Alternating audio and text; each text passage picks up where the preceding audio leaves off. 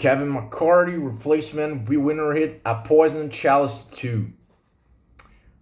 So, back in January, Kevin McCarthy struck a deal to become House Speaker that gave any one member of Congress the power to force a vote on whether to remove him. On Tuesday, one Republican, Matt Gaetz, did exactly that, and with the help of Democrats, he succeeded in kicking him out. Now, most Republicans are shaking their heads, wondering where they go next. All but a handful of them voted to keep Mr. McCarthy in his job, but all it took was a few rebels to throw the chamber into chaos. For months, Mr. McCarthy had worked to keep his right flank in line. He had agreed to open an impeachment investigation into President Joe Biden. He had backed away from a spending deal he struck with Democrats earlier in the year to raise the debt limit. He had let conservatives attach right wing provisions to spending bills and other legislation. All his efforts were in vain when the Speaker relied on Democratic support to keep the government temporarily funded at the weekend. The die was cast.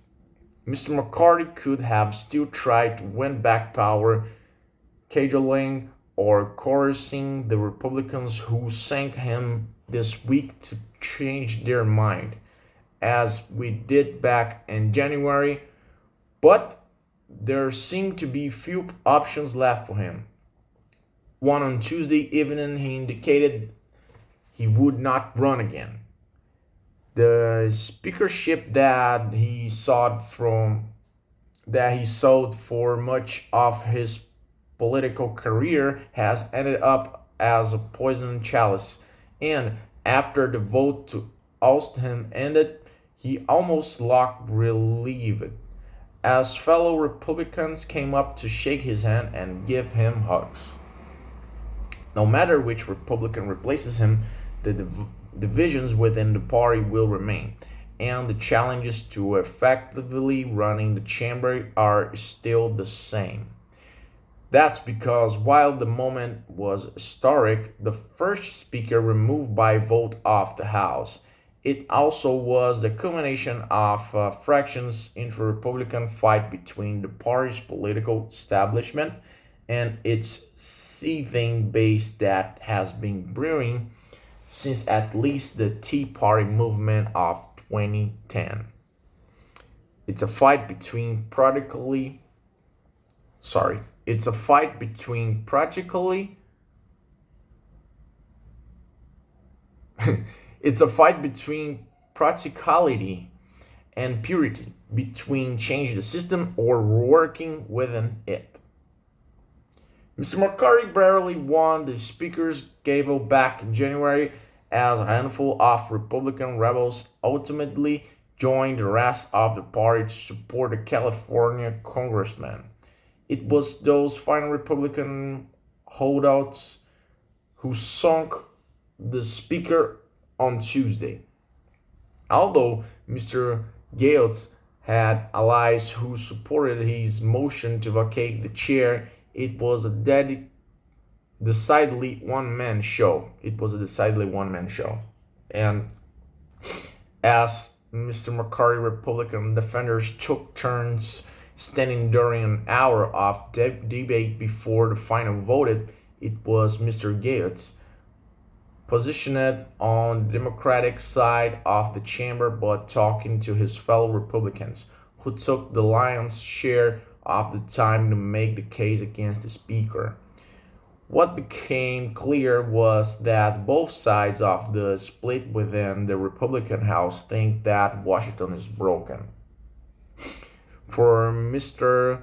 Gates, it is the process by which federal spending is approved that is the biggest source of blame. He railed against how Congress approves massive spending bills for different parts of the federal government, which are often negotiated behind closed doors, then voted on in one large package.